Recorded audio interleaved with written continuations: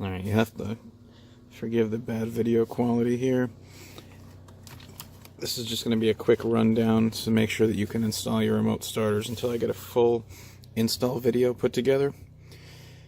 But as you can see on this WJ, there's a few things not to worry about. This is a light bar wire and some things that you're not going to have, but a good spot right up in front of the BCM here that you can actually put your remote start kit. Maybe zip tie in place or tape, or this install is not nearly as clean as what you're going to have going on. But you can see right here there's a good screw that you can put your ground under. So you could pull this 10mm out, put that ground right up to this bare metal and screw this back in. I've got a few different ones. There's also some good spots over here to the right. But you're going to have these cables coming together, all in that black tape harness up to the terminations that are on the end. And you've got these T-taps that you'll apply to the ignition wiring. There are 6 wires. You can find that black harness. It's going to be covered in this kind of fabric tape that you see here, so you can either cut or pull that back gently. But you can identify these.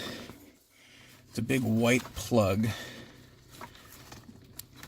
up under the steering wheel.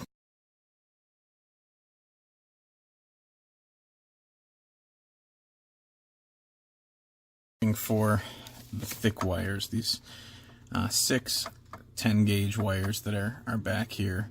Once you unwrap some of this black stuff, you'll find these. You've got yellow, red, pink, black, blue, orange, black, and red, black. And you'll see that on the wiring diagram, which of your starter wires connect to which of the vehicle wires. But the key is all 6 of those you're just going to throw a T-tap on, and the T-taps were shipped in the kit. It's important that when you're dealing with these T-taps and connectors, always grab by the connector.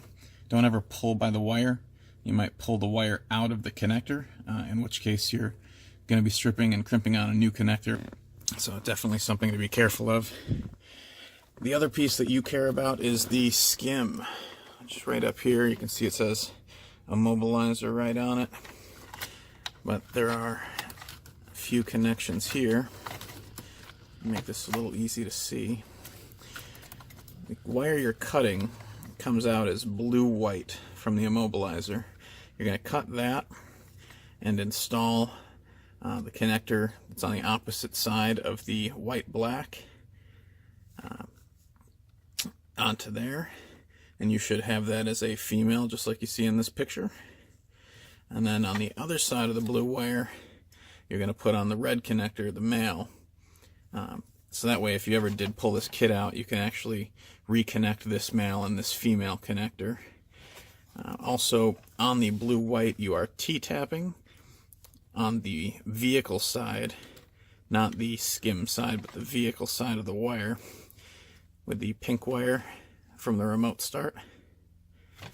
And this, also in the skim harness up here, is this violet-yellow wire.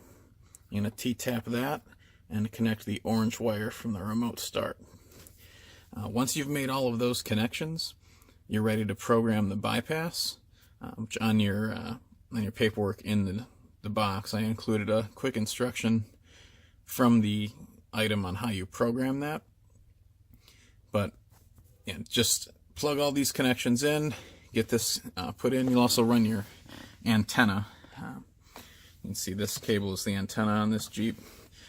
I didn't pull anything out to put this in. I just kind of jammed it in here, up behind the weather stripping, all the way to the top.